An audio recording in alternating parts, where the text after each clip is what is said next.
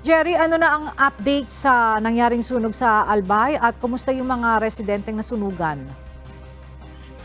Yes, Ella, sa ngayon ay nagpapatuloy pa rin ang masusing investigasyon na ginagawa ng Bureau of Fire Protection at ng Philippine National Police, Albay, upang malaman kung ano yung sanhi talaga ng nangyaring sunog kaninang o kahapon ng madaling araw. Nasawi ang 5 miyembro ng pamilya sa Barangay Kilikaw, Daraga, Albay matapos masunog ang kanilang titirahan sa nasabing lugar bandang alas 9 kagabi. Ang mga nasawi ay mag-asawa at 3 nilang anak na pawang mga menor de edad. Gawa lamang sa light materials ang bahay ng mga biktima kaya mabilis na nilamon ng apoy at hindi na nagawa makalabas pa ng bahay ang mag-anak.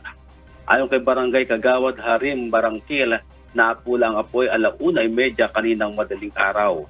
Nanawagan rin ang naturang kagawad na magpaabot ng tulong sa mga kaanak na nasawi, lalo sa isang anak nila na nakaligtas sa insidente. Yan ang balita. Balik sa iyo, Ella. Maraming salamat, Jerry Galicia.